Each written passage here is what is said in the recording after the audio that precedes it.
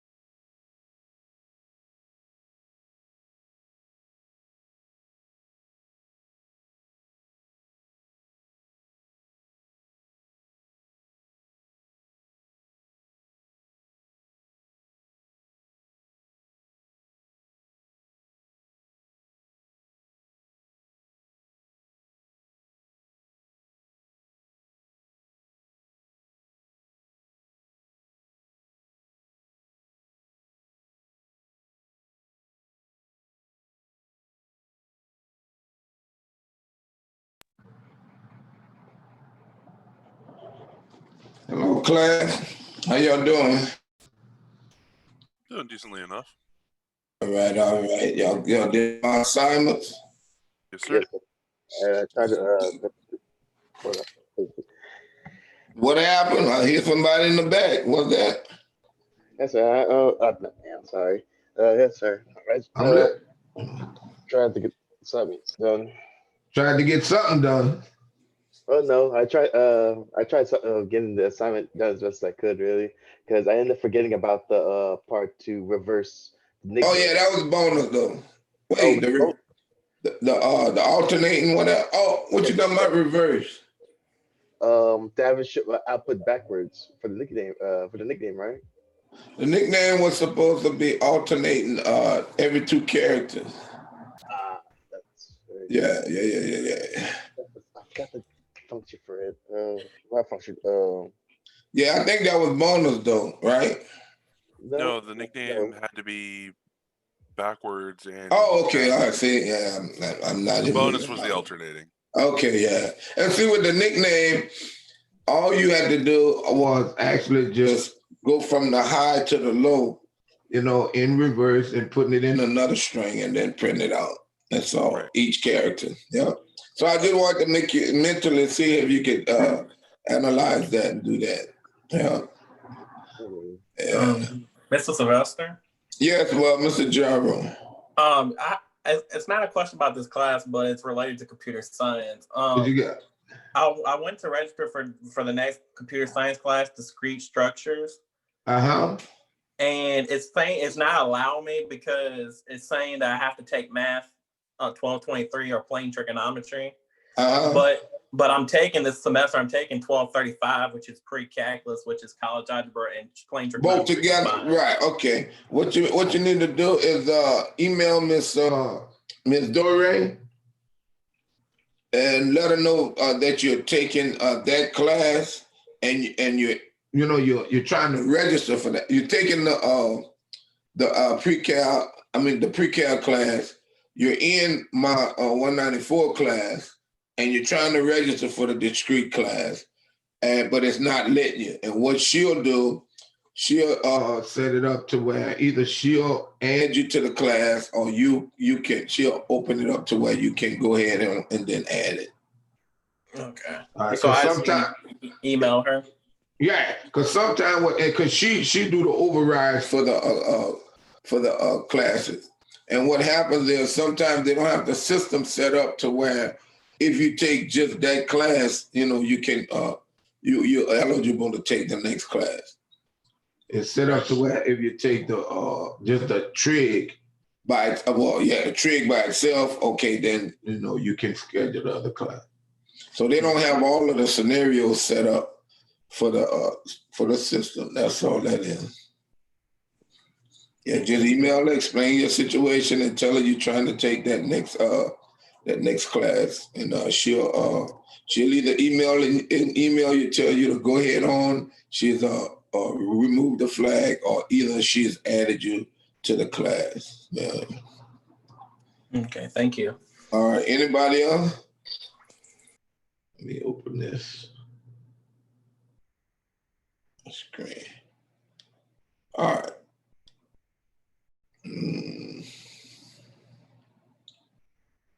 Sure. All right. So, where am I here? All right. So the next chapter is chapter 11, and it's dealing with data structures. Now, I think I had one or two people write that previous program using structures. All right, which is a somewhat of an abstract data type, but we hadn't gotten to it. But like I say, I took a couple of points off, But now you're gonna have to write your program using the structure, right? But you gotta understand a lot of what we've already done to kind of get the hang of what's going on here. So let's look at this. So we're talking about structured data. So what happens is an abstract data type. We know we have int, float, char, etc. But an abstract data type or abstract data types are data types created by the programmer, right? So they won't have a certain type oh, it's int or it's float or it's whatever. It's your data type that you're creating, right? And it may have several members of several different data types within that. So we're going to look at that in a little while. So it tells us that abstract data types have their own range or domain of data and their own set of operations that may be performed on them, okay? The term abstract data type, or ATD, is very important in computer science and is especially significant in object-oriented programming. All right, so object-oriented programming, where you're not, I would say you're dealing with multiple objects, where that object could contain several entities of variables. All right, and we'll look at that. This chapter introduces you to structures, which is one of C++ mechanisms for creating abstract data types. So let's kind of understand what's going on and what is the abstraction. All right, an abstraction is a general model of something. All right, it is a definition that includes only the general characteristics of the object. All right, so if we look at this situation here, all right, dog is an abstraction.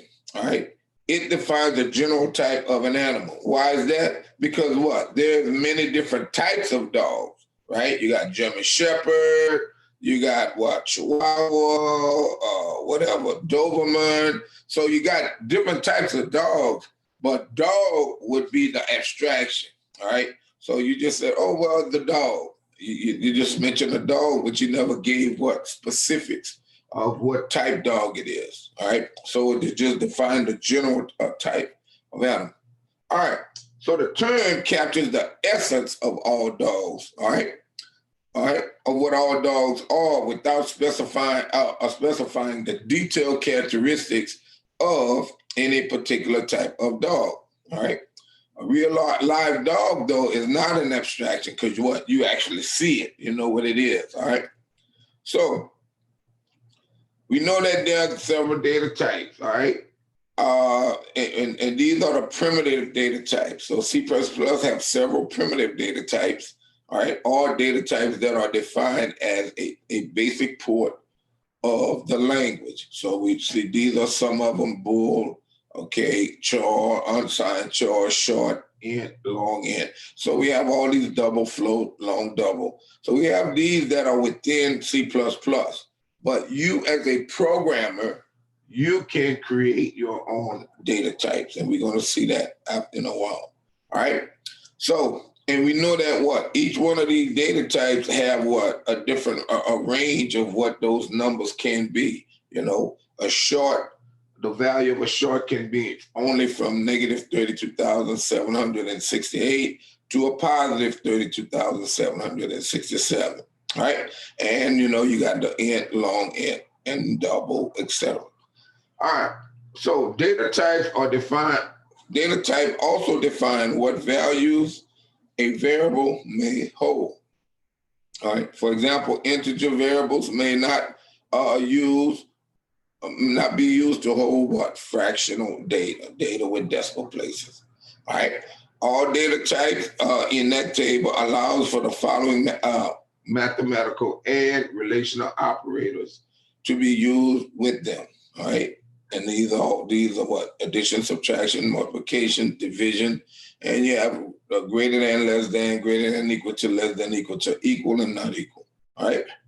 Now, and see, modulus, we got to remember, I think, no, that was more 93. With modulus only work with what? Integer data. So except integer data type allows operations with the modulus operator, okay, which stores the remainder of the mathematical expression. All right. The primitive data types are abstract in a sense that a data type and an object of the data type are not the same thing. All right, give an example. Int x equal 1, y equal 2, z equal 3. So x, y, and z are defined, all right. Then there are 3 separate instances of the data type int, right? Each variable has its own characteristics where what? X is set to 1, y is set to 2, and z is set to 3, but they're all of int. The data type int is the abstraction, okay? X, Y, and Z are concrete occurrences. So let's look at abstract data types, and we'll look at how it's set up. Now, abstract data types. An abstract data type, or ADT, are data types created by the programmer and are composed of one or more primitives, all right? So remember, we talk about these primitive data types, right? So it's gonna be, you're gonna define it, and you're gonna, within it, it's gonna have one or more of these primitives. Now, you would say, well, what you mean, Mr. Sylvester? Let's take a car, all right?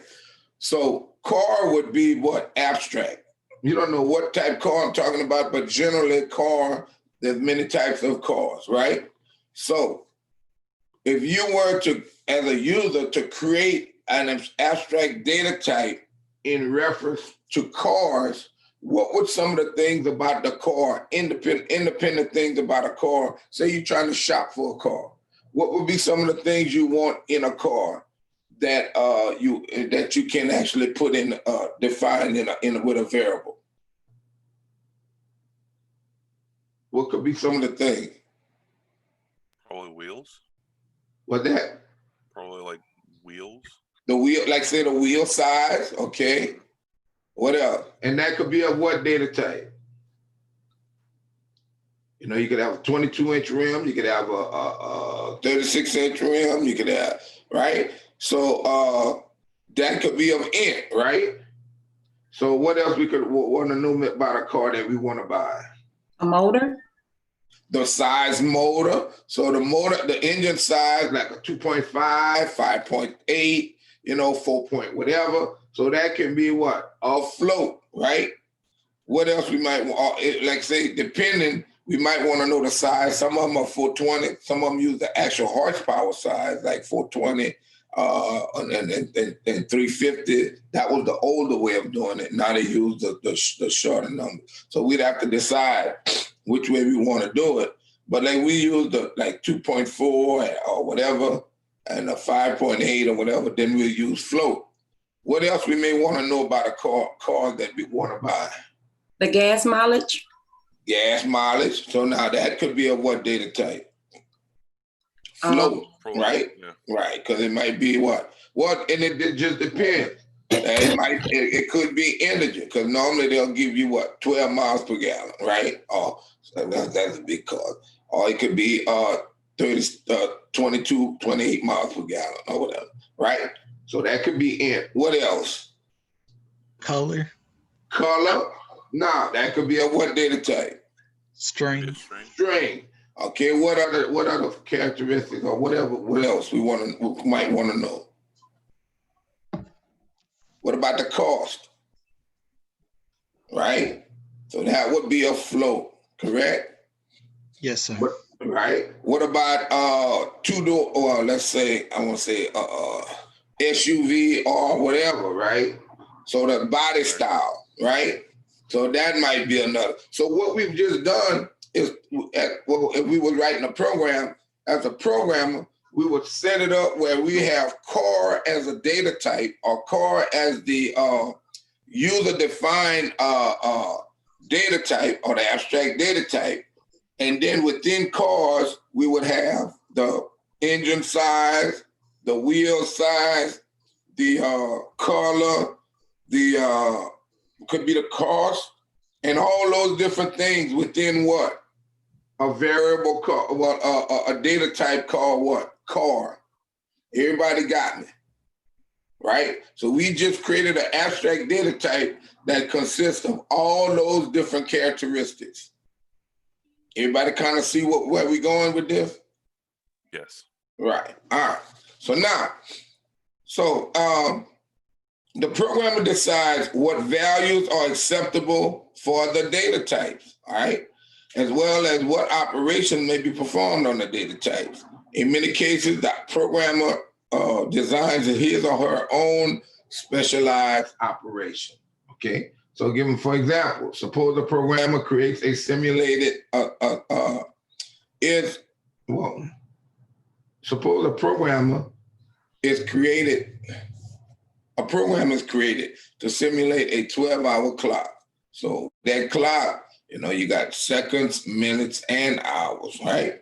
So the programmer could contain 3 abstract data types: hours, minutes, and seconds. So they may have that abstract data type called hours, and then within hours you're gonna have minutes 60, seconds 60, and hours 60. So within the time, you could call it time, that time data type, you would have those 3 elements within it. So the range value for the hour data type would be integer from 1 to 12. So they're doing it in the standard time. So that'd be, you'd have to know AM or PM, all right? But then the range value for minutes and seconds would be 0 to 59, all right? So if our subject is set to 12, then what? It increments and then it will start back at 1, okay? With minutes and seconds, once it gets to 59, it'll start back at 0, all right? So abstract data types often combine several values, all right? Now, what happens is, we'll show you, here we got example clock and object, okay? So clock would be the actual data type, and then here would be the object where you would actually give normally a variable name. So here we go, combining data into structures. So if you look at this here, this kind of gives you an example of how a programmer may break down a payroll system, all right, and say, okay, I don't want to have just individual variables like we've been writing programs. I want to create my own data type, all right, abstract data type, and then I will add my elements into that data type. And then you can work with the data more easily with that way. So if you look, it says a C++, with C++, C++ allows you to group several variables into a single item known as a structure, all right? With structures, you are able to create a relationship between items of different data types. So if you all was working with a payroll, a company dealing with payroll, you might want to know the employee, within that payroll structure, you might want to know or want to gather information about the employee number, which could be your student ID number, the name, which would be like your name, double hours, double pay rate, and double gross pay. So all that will be contained within that one abstract data type. Now, this is a key. They'll say it later on, though. You cannot, when you create a structure, assign values to your these different data types in that structure, all right? You cannot assign values. So, because really you're creating just a data type. It's kind of like, say, int. You can't give a value to int, right? You can assign a variable to int, but you can't assign int and say 5. No, you have to have a variable name and then the data type, then the value. All right. So it tells us that all of the variables listed are related because they what? They hold the data about the same employee. So when you input information, all this information will be related to that one employee. Remember the programs we previously written? We had to create what? 3 different what? Arrays, and then each array was independent of each other, correct? Yeah. All right. But now we're going to create a structure where what? all the data added for that one instance will be all related, together. All right. So, like I said, we'll get to it and we'll understand it in a little while. So now it says their definition statements, although, all right, do not make it clear as clear that they belong together. All right. So let's look at this. This is how you would set up a structure. This is a sample of the syntax for C++. Struct, tag would be the name of the structure, open curly braces, and then you got your close curly braces, semicolon. And then within here, you would list your members like int X, int Y, int Z, float whatever, char whatever. You understand? All of the different instances that you want to add. Like we had car, so we could do struct car, and then we could do what? Int tire size, float engine size, float cost, string color. You understand? So all those things would be in there, those members of what? The car structure. Now, just like in any programming languages, sometimes there are many different ways to write code. You can do struct with no name here and right before the semicolon, put the tag name there. Same difference, same results, all right? So if you see a structure where it doesn't have name in front after struct, you should find the name of the structure right before the semicolon, all right? So it tells us tag name is the name of the structure. The variable declaration that appears inside of the curly braces declares the members of the structure. And the members are the piece of information that describes that structure, all right? Okay, so let's look at this example.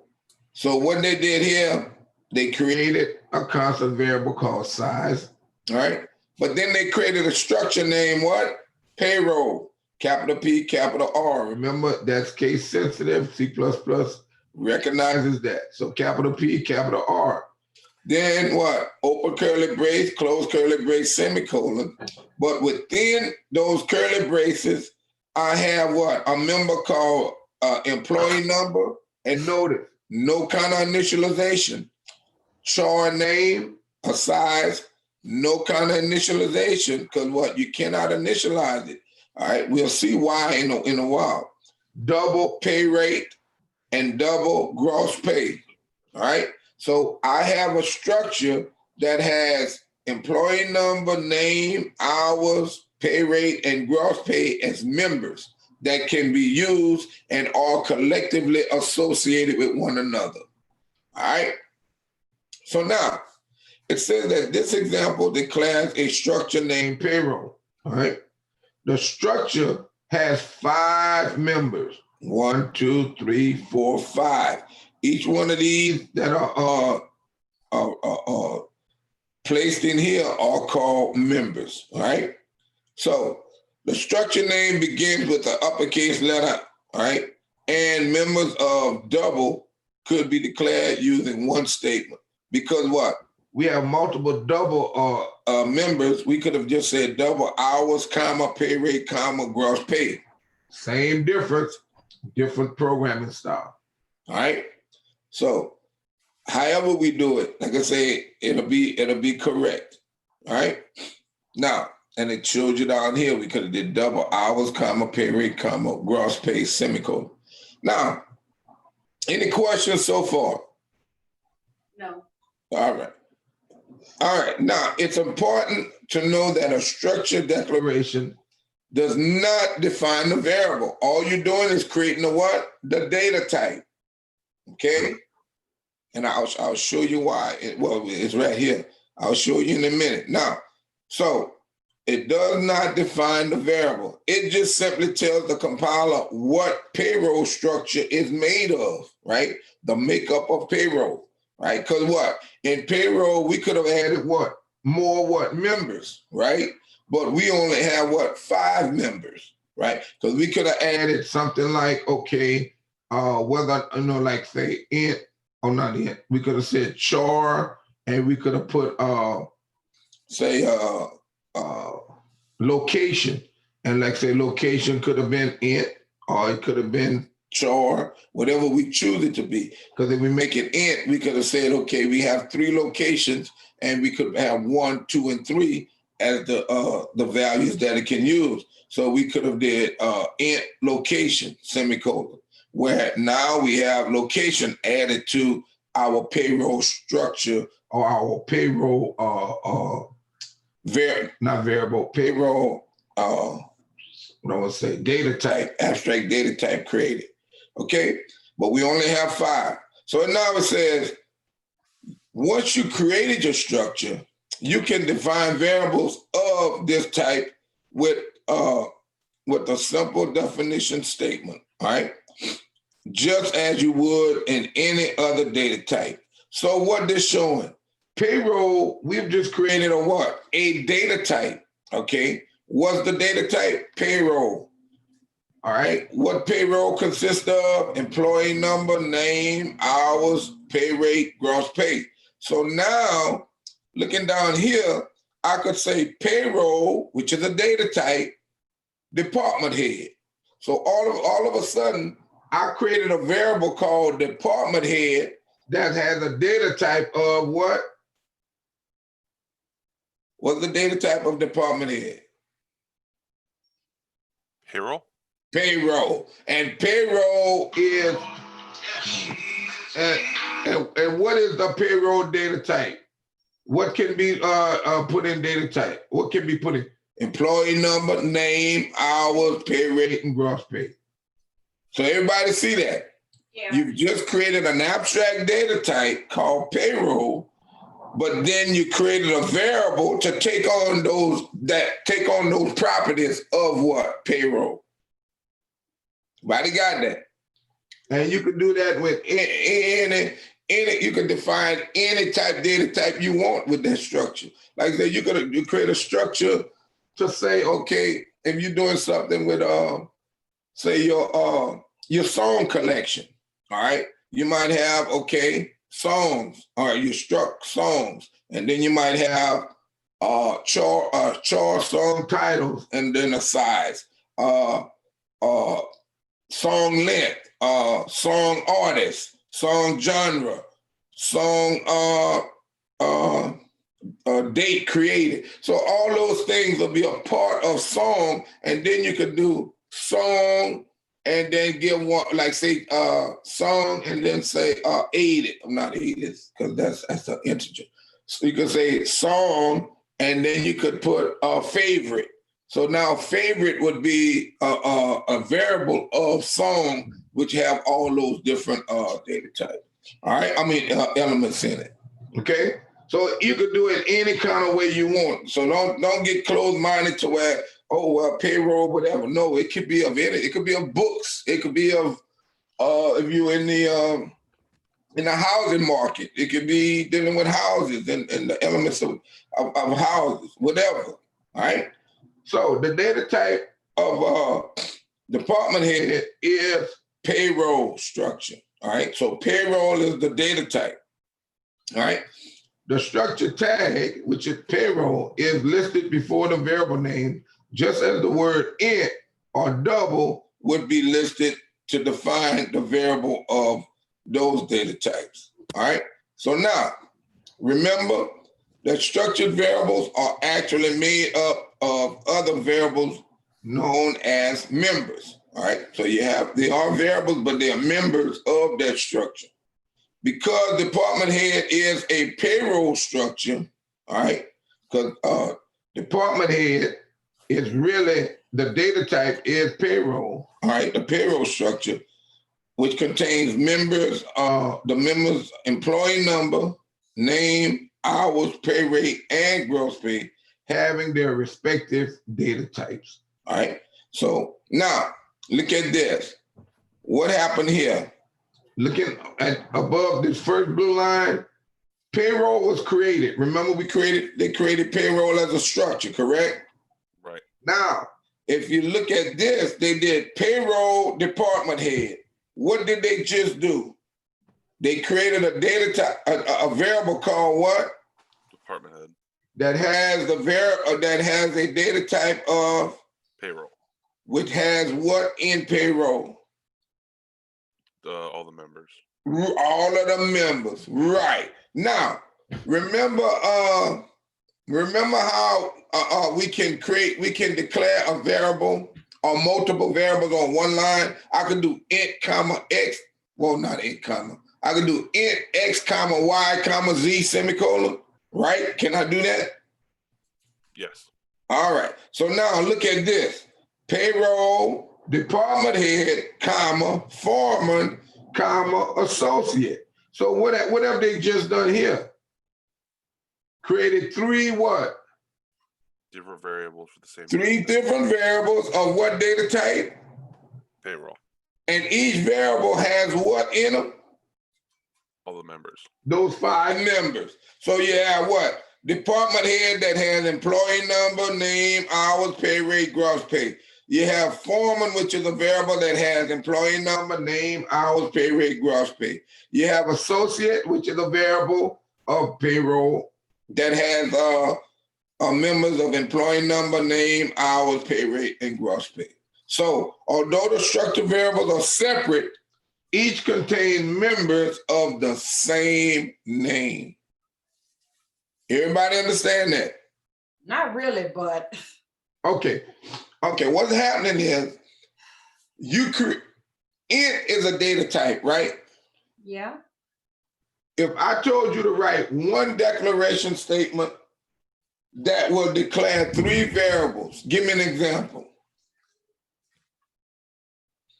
Int, all right, 3 variables. Give me an example of that. Payroll. Well, give me an example of writing out or declaring 3 integer variables in one statement. I'm confused. All right. You want to read in age. You want to read in what else? You want to read in the age, shoe size, and the year. All right. Age, shoe size, and year. Declare those 3 variables with one statement. And shoe size would just be one size, like whether 9, 10, 11, 12, 13, or whatever. I want them all to be in. But use one statement. And I'm confused. I would say int age. That's going to take on what? The age in integer, right? Comma. Shoe size. That's going to allow me to use a variable for shoe size. And then comma year. You understand? Yeah. But I've just created 3 integer variables to read it to use in my program for my data, right? Now, we said that payroll, when we create a structure, we create an abstract data type, a data type that the programmer creates. So here we're creating this data type in a sense. The data type name is what? Payroll. The characteristics or properties of payroll is int, employee number, char, name, double hours, double pay rate, double gross pay. But what's my data type? Payroll. Payroll. So now, if I want to create a variable using the data type payroll, I can do this. Payroll, whatever name, I can say X, comma, Y, comma, Z. Now, what have I just done? I've created 3 different variables of the data type what? Payroll. But payroll data type has what? 5 members. Okay. So every time I create a variable of that's a data type of payroll, it's gonna automatically have 5 members in it. Okay. And that's what we saying here. So when I do payroll department head, just that one statement is a variable called department head that takes on the properties of this data type, which is this. Okay.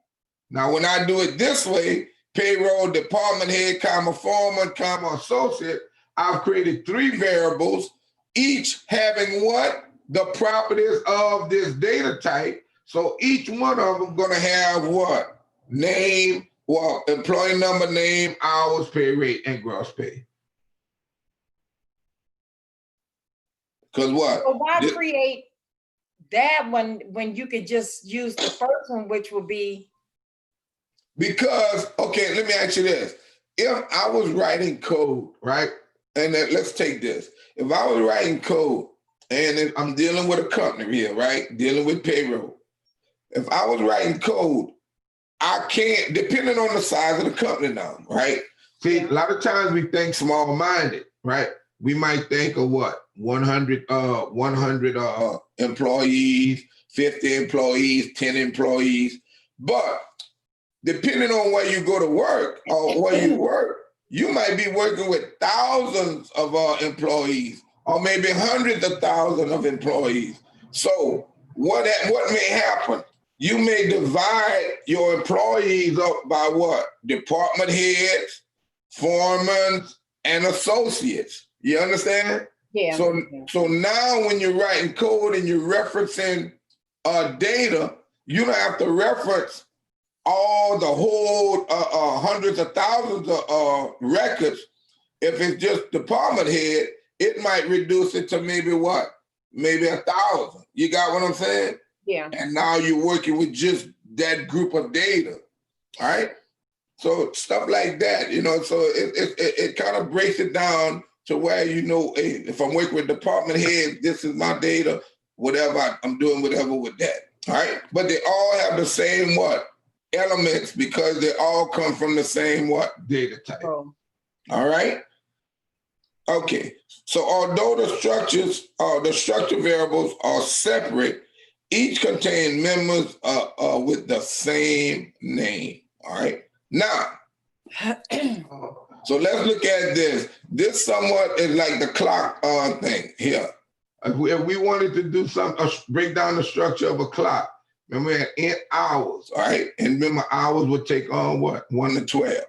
Int minutes what? The values would go from 0 to 59.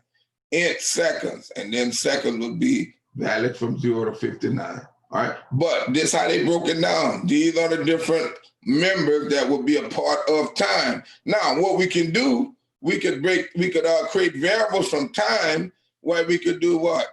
Time. Well, right now they created one called time now. So that means a variable called now was created against based on time. But I could do time holiday, time vacation. So you understand? So now I'm creating time. I'm in a variable called holiday that has what? The time, that's the time data type, all right? Now look at date at least. Just struct date, okay, open curly brace, close curly brace. And then what? What are the specific things about the date or date? Okay, int day, int month, int year. So that's all the pieces that's involved in the date. All right.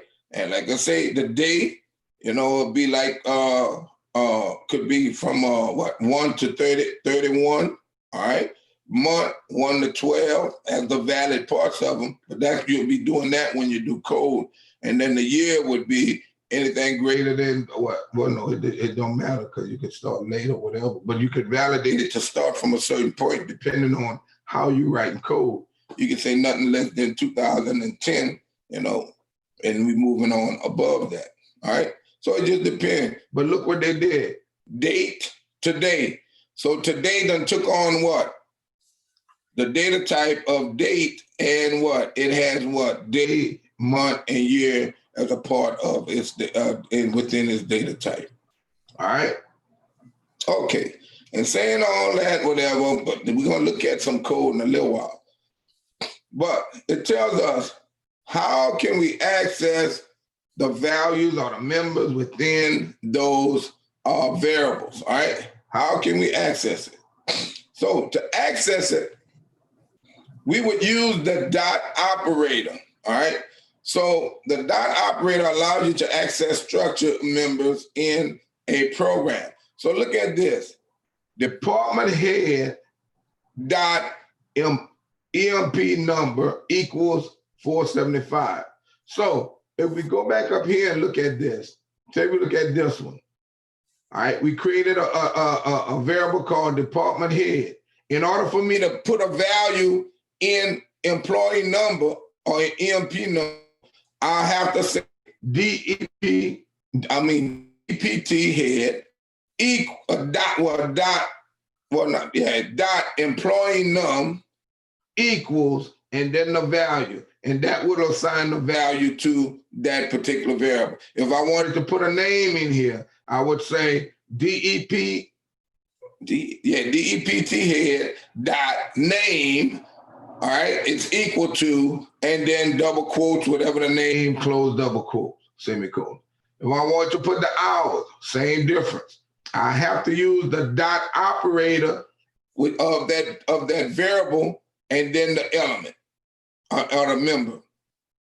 Everybody understand that? It's the same somewhat of format, but now you're doing the dot operator. So you have the variable name, dot, and then the member, and then equals whatever, right? Everybody see that? And if you had to read it from a file, the same way, you know what I'm saying? Whatever stream in, or like CN, department head dot employee number.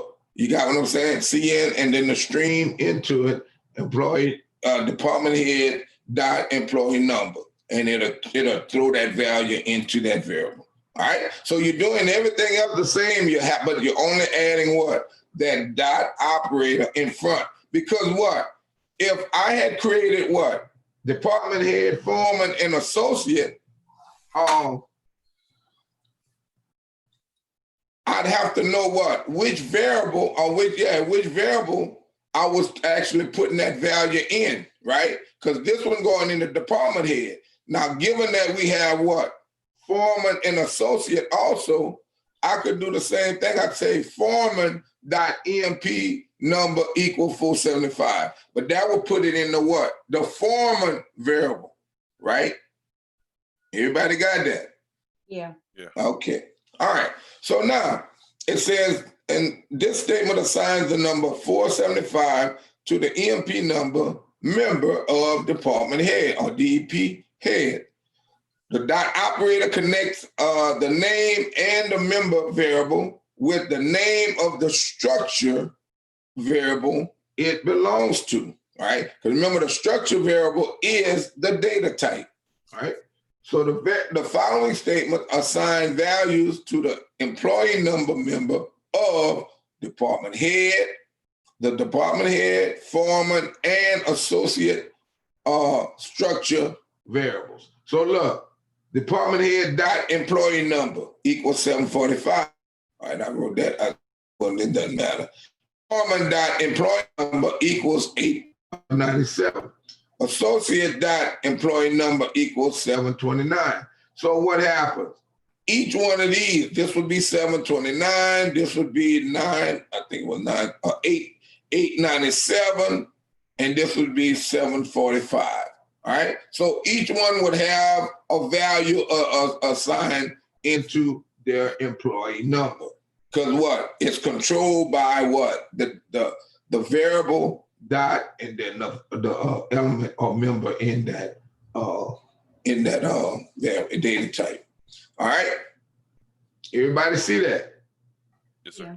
All right. So now look at this. If I wanted to just put all the data into one to complete one of the variables, look here. With the dot operator, you can use the member variable just like a regular variable. All right. Now, what they're doing is they displaying it, but you could see in or read it in the same way. But if you look at here, see out, and then the stream, DEPT head dot employee num, all right, and then the new line. See out, DEPT head dot name. new line. See out the EPT head dot hours, new line. See out the EPT head dot pay rate, new line. See out DPT head dot gross pay, new line. So what? In order for me to access it and print it out, I have any of the members of that structured data, I have to what? Use the variable name dot the member. Everybody understand that? Yeah. Okay. All right. So now look at, yes, Does that question? mean that the get line function is actually technically a structure? Is get dot it's Yeah, you're right. So, but it's like, because, how would I say it? If you did a little research, the string function is not really the string data type is not really a primitive data type. It's written, it's created, but it's created by the I wouldn't say the programmer, the person who created the compiler. You got what I'm saying? Because if you look at the data types, even when we looked at the primitive data types, right there. Right. You don't see string anywhere in here, right? Right. So, and like you say, a lot of times to read in information that cn.get, you're trying to tell it to get whatever. So, yeah, it is like a structure, and it got code or whatever to say, okay, get that entire line, just get part of the line or whatever. Right. Yeah. And that's how it's created, But the standard variables, they are there. But string, even though we use it, it's not really a primitive data type. But we use it though, because it's already predefined by the compiler. All right. So look at this program. All right. We know we have our standard found includes using namespace. Have a what? We have a constant variable for the array size. But look what happened here. They have the structure, all right? This structure is called what? Payroll. Payroll, which come from our example previously. And then we have our 1, 2, 3, 4, 5 members of that structure. Everybody see that, right? So this is that structure. But now look what happens here, all right? They say what? They're gonna get the information. So what? It says enter the employee number. But to read in the employee, first, before we go there, look what they did here. Payroll what? Employee. What they did? Payroll employee. What that did, it took a payroll from the structure, which is our abstract data type. So our data type payroll is being assigned to what? Employee. So employee is a variable with payroll data type.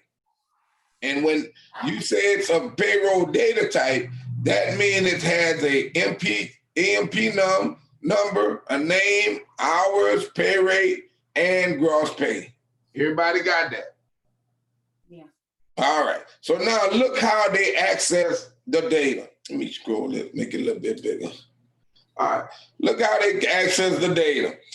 Okay, enter employee number. Then what? CN employee number. So whatever you type from the keyboard is going to accept and put into what? Employee number, which is a member of employee, right?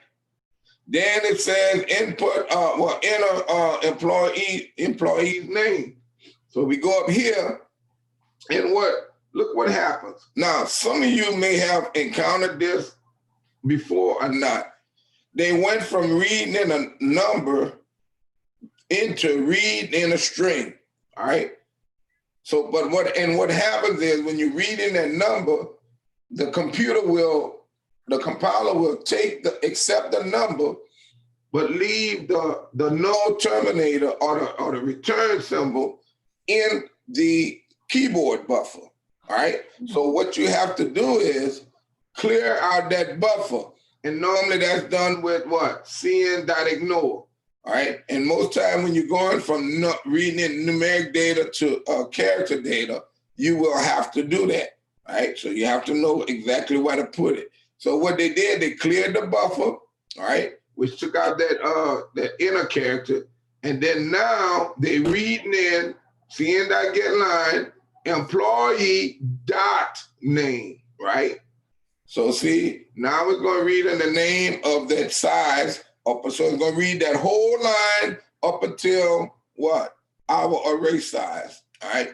So it will grab the 24 characters plus the null terminator. So now, then it asks how many hours did the employee work, and then it says CN employee dot hours. Then look, what is the employee's pay rate? CN employee dot pay rate. But then now look at this statement, because I like to show you that, because you're like, well, why do I need it now? Because that's the only way you can access those variables. Employee dot gross pay is equal to employee dot hours time employee dot pay rate. Everybody see that? In order for me to access that variable, I have to put that the element, I have to put that variable name in front. Now, because what? I could have had what? Where is it? Here. I could have had payroll employee and then comma and maybe volunteer. So when I'm reading in the data, when I'm calculating this, I have to know whether I'm going to calculate employee gross pay is equal to employee hours time employee pay rate. Because I wouldn't do employee gross pay is equal to employee hours time volunteer pay rate, right? I could get a different result, right, class? Mm. Right, you understand what I'm saying? So that's how it would work. So now, to output the data, what? Anytime I'm outputting, when I output the name, employee.name. What is the first one? Employee number, employee.num EMP number. Hours work, employee.hours. Pay rate, employee.pay rate. And gross pay, look, what they did. They did the what? IOMAN IP. They did a fixed show point, set precision to 2. So that means anything that's float, well, regardless of if it ended up in the whole, you will get the 2 places. Printed what? Employee dot gross pay. All right. So that's an example of a program that you could always reference to make sure you're going about doing it the right way to access your variables. All right. So that's cn.ignore. Now remember that cn.ignore, like I say, it can cause major problems. Because without that cn.ignore and you're going from numeric to char data, it can skip that input. And you're like, well, Mr. Vest, it's never allowing me to input the name of the person. Well, not the name. You're going from integer. Yeah, I think you're going from char. Yeah. No, you're going from numeric to numeric data to char data. And no matter if it's float or whatever, when you type in something and hit enter, it's going to just take the number and it's going to leave that backslash in that new line in that buffer, and it's going to skip employee name and go to the next input. So you got to watch that. So that cn.ignore, this statement causes the cn to ignore the next character in the input buffer, all right? So if you have something in the buffer, it's gonna clear it. But if you don't have anything in the buffer, then it's like you're gonna have to hit the enter key for the system to continue. You know, some people don't turn programs in like that. They just put a whole lot of cn.ignore, and they can say you gotta hit the enter key 2 or 3 times because they got 2 or 3 of them and they're in the wrong places, all right? So it is necessary for the cn.getLine statement to work properly in this program, all right? The contents of a structured variable cannot be displayed by passing the entire variable to cout, all right? So it's like you gotta make sure you do that get line, all right? The following statement example will not work. Cout employee. Employee is the what? The data type. It's the variable, but it's the variable of payroll. And payroll have multiple what? Multiple members. So it does not know what? Which member to output. All right. So it says instead, each member must be separately passed, okay, to see out. So see out employee dot, and then whatever you put here should be a valid member of that what? That structure. All right. Now, any questions? Questions? All right. So now, compare structure variables. All right. So here we got struct. Now we got circle. All right. Double, radius, diameter, and area. So what they did, they created a structure with a radius as a member, diameter as a member, area as a member, all of double. But what is the data type? Circle. All right. So circle is the data type. So what it's telling us here, you cannot perform comparison, the comparison operations directly on structure variables. It's kind of like with arrays. I cannot ask if array 1 is equal to array 2. I must do what?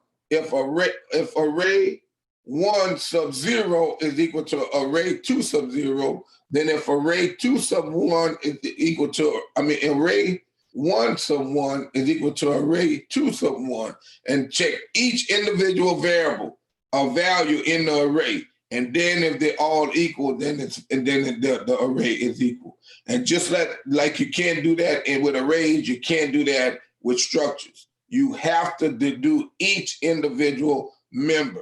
All right. So it says you cannot perform comparison operations directly on structure variables. All right. You have to do it on the member. Assume that circle 1, because assume that they had this struct circle.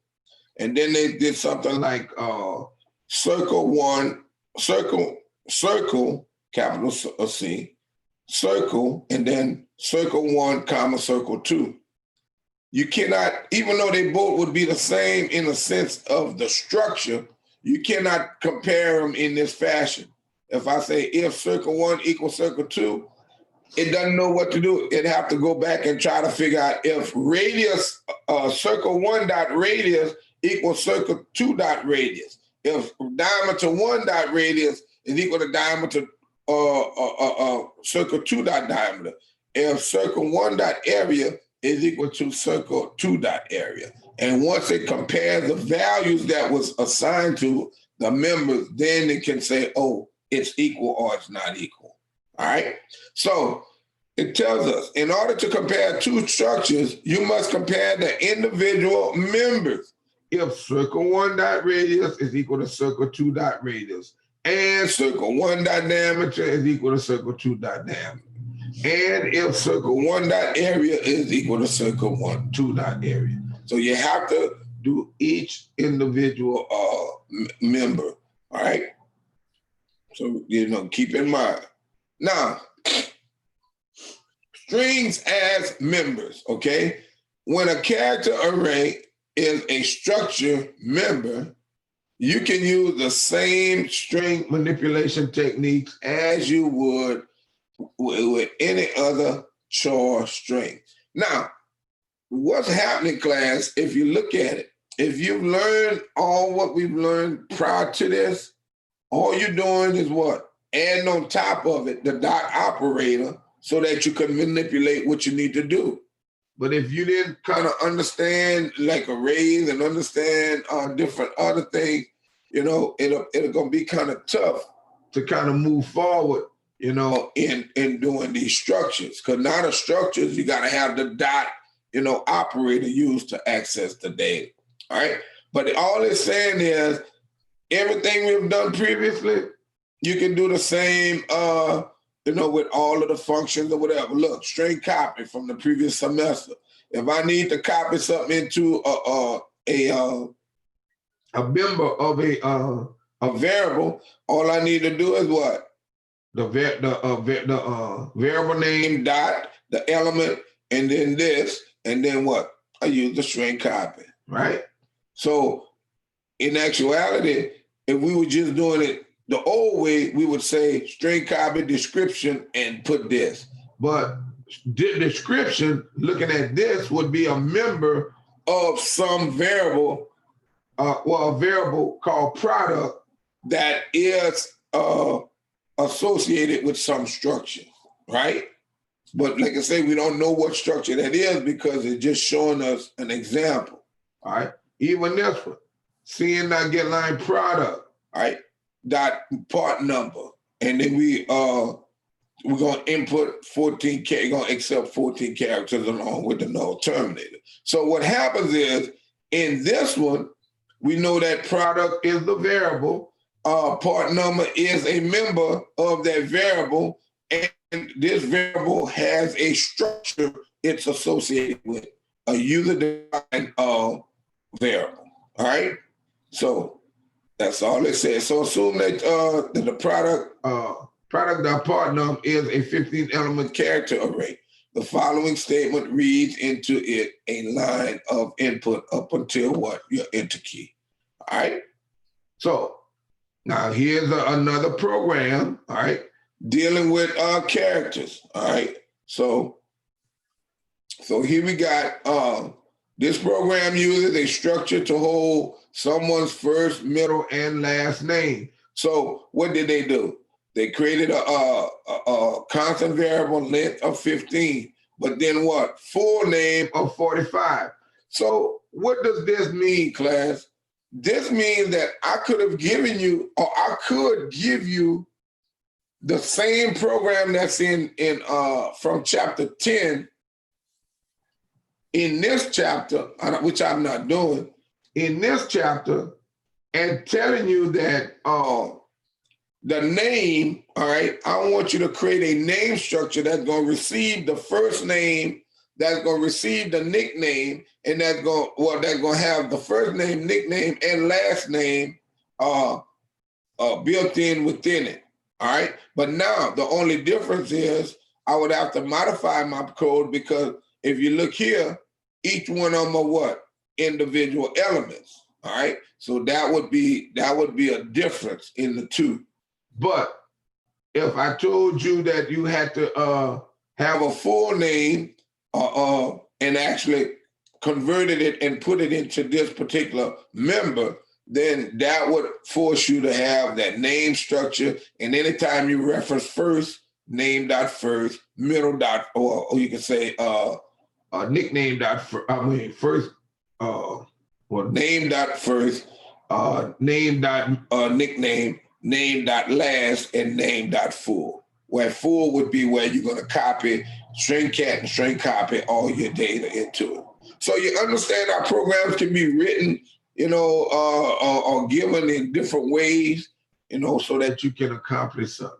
So, but in this one, it's just first name, middle name, last name, but then what's going to happen, this is going to hold the full name so that when they print out a full, it should print out the entire name. You shouldn't say, C out first, C out middle, C out last.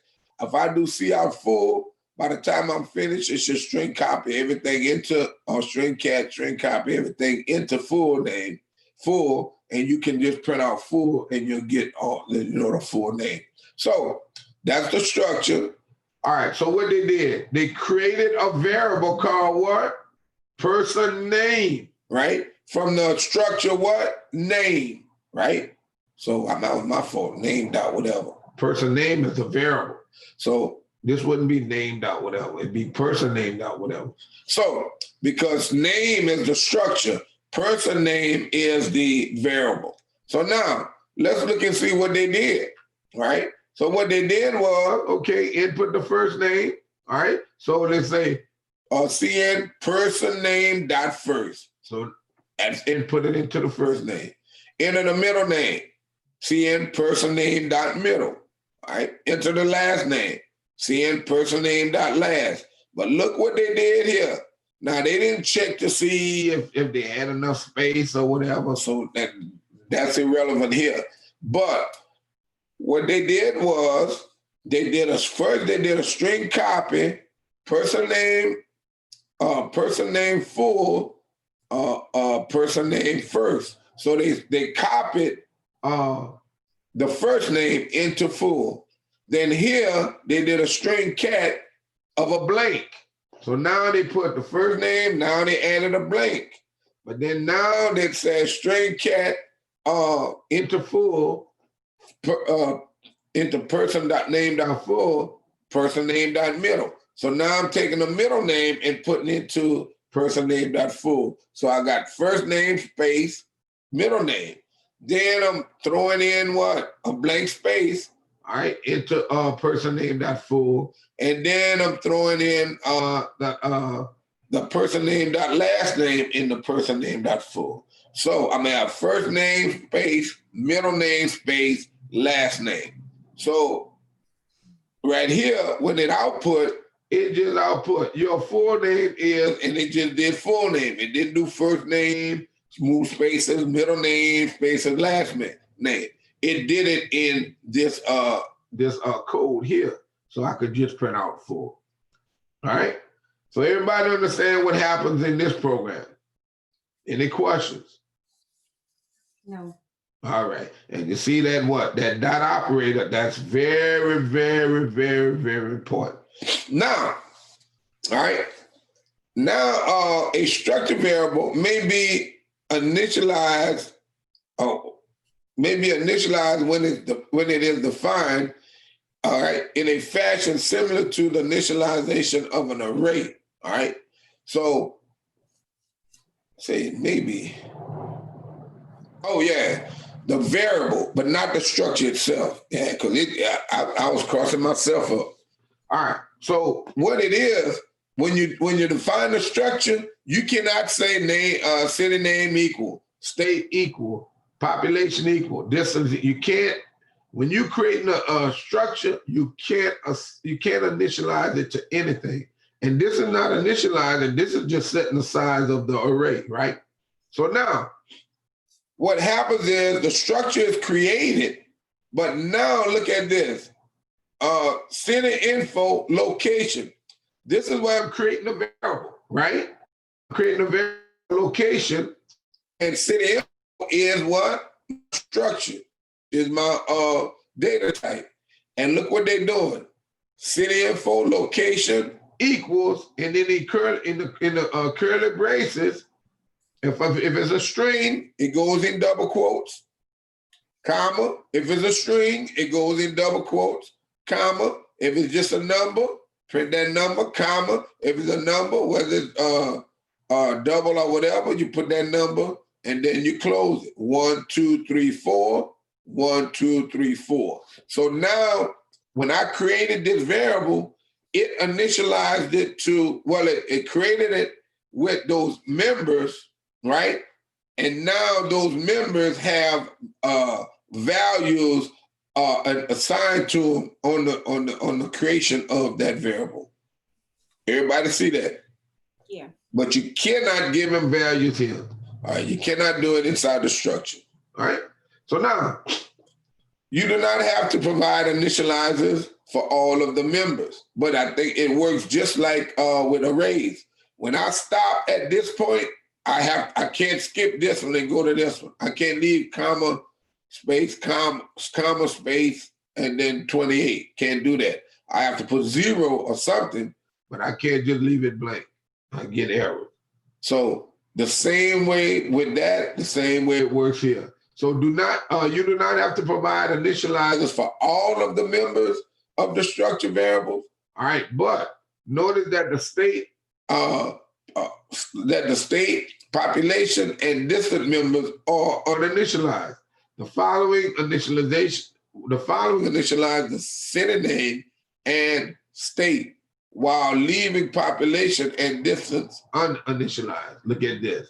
All right. So I got the first, and that's the first two, correct? But I couldn't skip them and do the next. But look at this. If you leave a structure member uninitialized, you must leave all members that follow it uninitialized. Remember that. It's just like I say with arrays.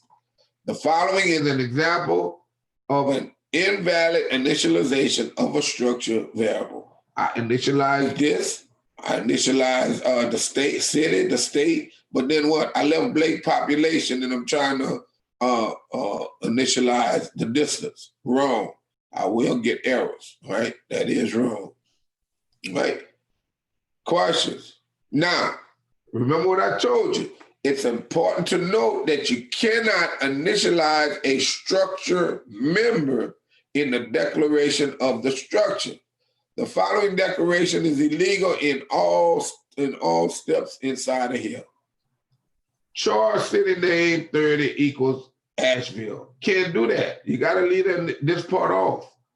Charles state 3 equals NC. Can't do it. Got to leave this off.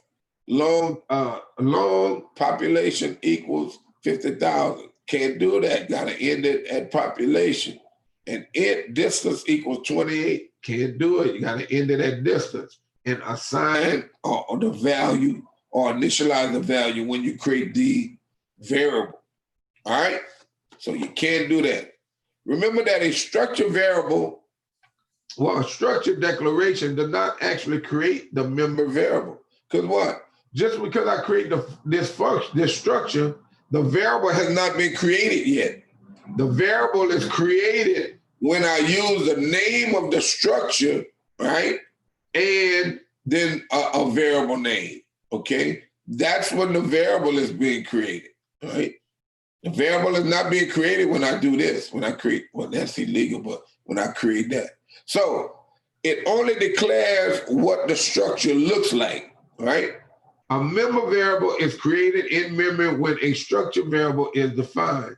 Because no variables are created by the structure declaration, there's nothing that can be initialized, okay? All right, so if you try to initialize it, you're really not initializing to anything because it's just the structure, all right? Now, all right, we got a little time, so we're gonna go over this. What I'll do too, yeah, we gotta go over here. All right, let me do this.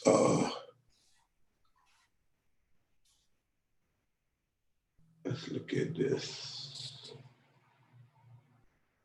Look at this program. All right, let's try looking at this program.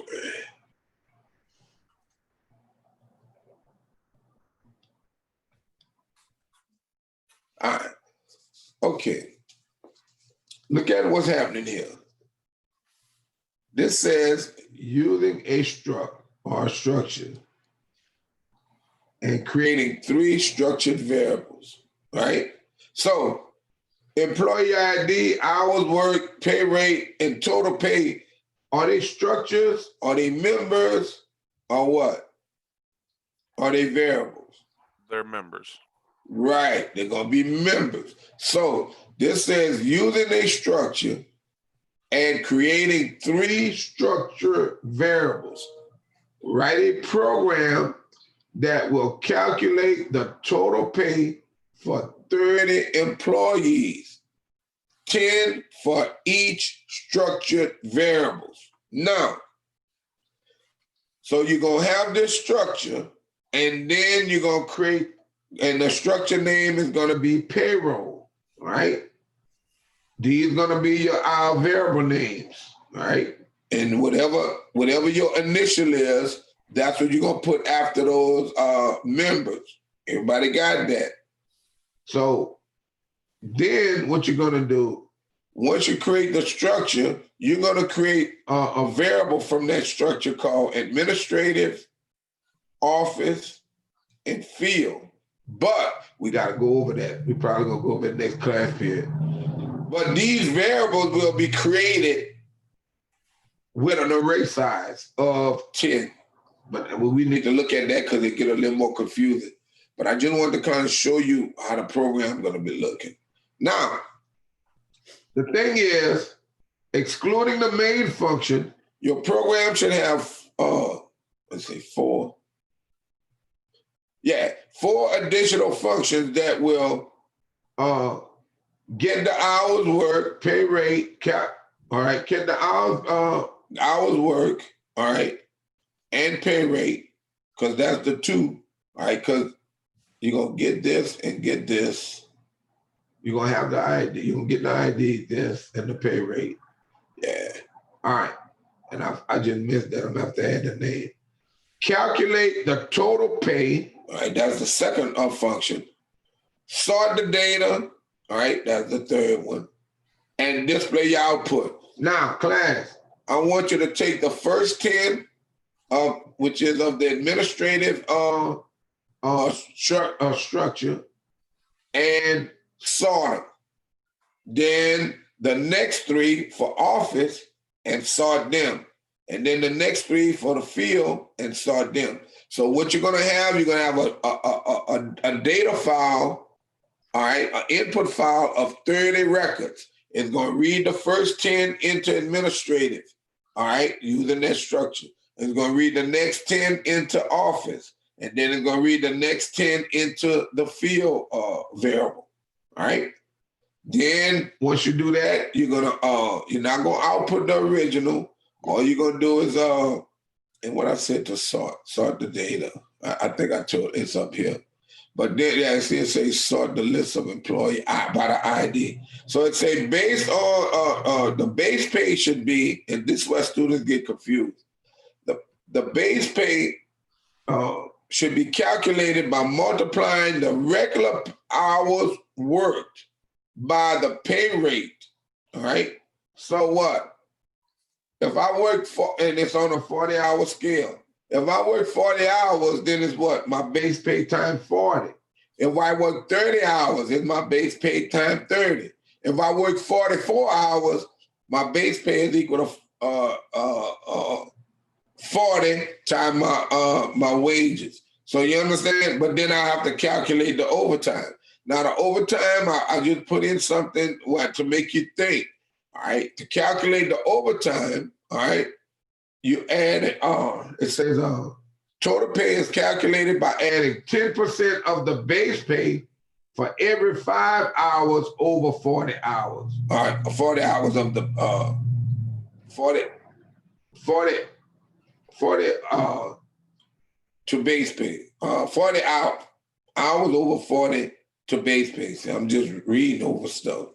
Okay, by adding 10% of the base pay to every 5 hours over 40 to the base pay. Now, i.e. a person working 50 hours with a total of, and that's just an example, total pay of $100 would have whatever number of hours, say 50 minus 40 divided by 5, all right? And whatever that gonna give you, you're gonna get 10 divided by 5, which is what? 2, right?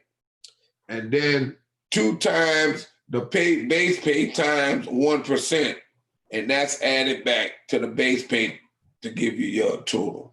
All right. So it's just like I give it to you, but it's not a standard way of calculating overtime. Everybody understand that? So don't say, well, Mr. Bessa, I just did it the way the overtime. No, I gave you an example of what I wanted to use for overtime. All right. Now, here is some specifications. All right. Using those initials. Some of y'all didn't do it on the previous program. Okay, your function name should be named by replacing the initials JD with the first and last, your first and last initial. All right. So the function, your get function should be get in your initials. It should read from the main, or be called from the main, and it should pass hours worked and pay rate. All right. It should pass those so it'll calculate it and to do whatever. All right. Now, well, no, this is the calculate. So in the calc JD, you should be called from the main, and it should pass hours work and pay rate and calculate those totals. And then we have the sort. Your sort should sort the data by student ID, all right, using the bubble or the selection, anyone you use, but I want you to use one of those two. I don't want you to come up with your own algorithm. Everybody understand that? Some of y'all just did what, this greater than this, do that. No, I want you to use the algorithm in the book, all right, because it's a little more, how would I say? It's a little more tighter in a sense that if something go wrong, it's gonna work itself out. But if you just use the one you use and somebody do something else put something different in the program, it can cause it to blow up. So make sure you use the algorithms that's given. And then I want you to print, all right, call it from the main function. Okay, pass the employee ID, hours worked, pay rate, and total pay, and then print them. All right, so you're gonna print one, print the next, and print the next. Now, hint, class, each one of these variables will have the same what? Same members, right? Hello?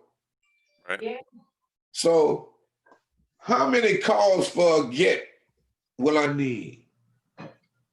3. Not calls. How many functions for a get I'm gonna need? 1. Just one. You understand? I'll call a function to read 10, and it's gonna read those 10 records. All right? But then what? Then I can call, get out of that, go to the man, call again, but this time I'm gonna press what variable? I'm gonna press office, and then read again. And I'm reading from, and my read process gonna come from the same function, right? Right. And then I call the field. So what? I'm not reading till in the file. I know I got 10 records in each one, so I'm gonna read 10, 10, and 10, right? Now, even to calculate, what? I don't have to have what? 3 separate calculate functions, correct? How many I need? 1. Only one. A sort function. I don't need 3 different sort functions. I only need what? 1. Need one. My print function, all I need is what? 1. So the thing is, what you can do, just high insight, write the program to do the first one. Just do administrative and see if you can get it all working right. And then try to do office. But when you do it, make sure you're passing the values so that you can get so that you can come back and add the next one without having issues where it's not reading the right information into the right function or into the right variable. All right? Okay, but that's the program. So I just wanted to give you an insight as to what the program will be. And if you notice, there's a lot of what we already we looked at, we've been looking at, right, from here. But what happens is we need to go over this part.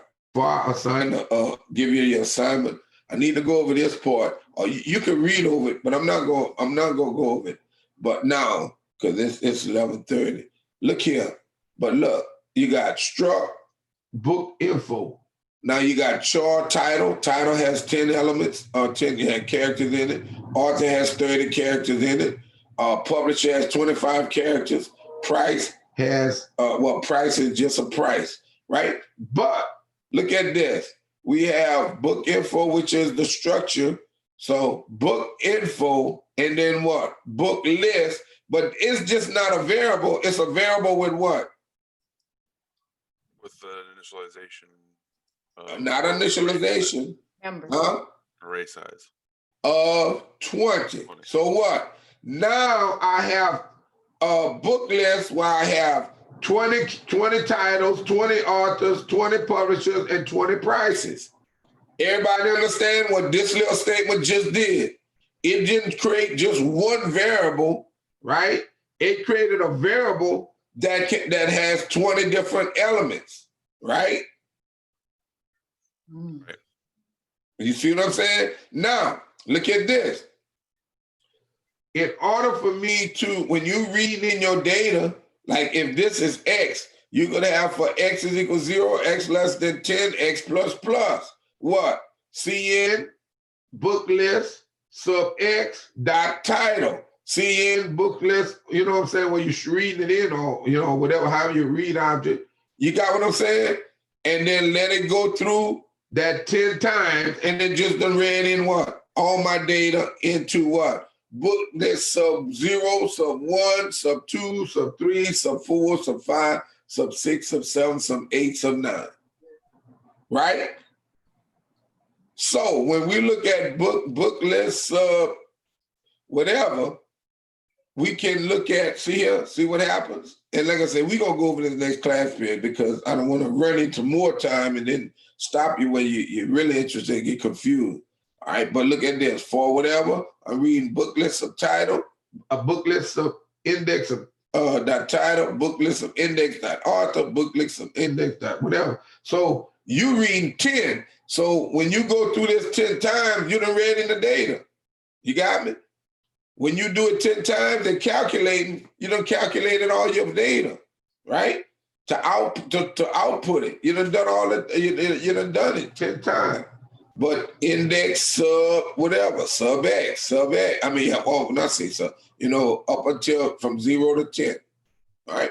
So just read through this. We're gonna continue on with this and talk about it next class period, and I'll assign the programs. I'll post them, but I'll assign them, make them due on next week. All right. So that you can kind of look at them and kind of get a head start to say, oh, okay, I kind of get it. I get it. Because like I said, all you're doing is what? Creating a structure and adding the dot operator to use it. But like I said, it can get confusing. All right. So any other questions, class? No. Currently.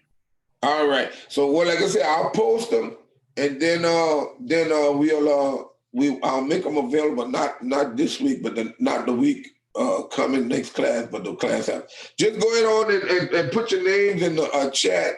Like I said, I had time to work on my database and stuff. So just go ahead and put your names in the chat. All right. Okay. All right. Now, and I'll see y'all on next class period. All right. But read up on the chapter. Just read through it. Don't try to read it to say, oh, I got to get this. Just try to read it to understand what it is saying, and don't try to overthink. Read through it. Look if you got the code, relook at the code, and try to get understanding. Write down your questions so we can talk about it next class period. All right? Okay. All right, so I'll see y'all on next class period. All right. See ya. All right, have a good one.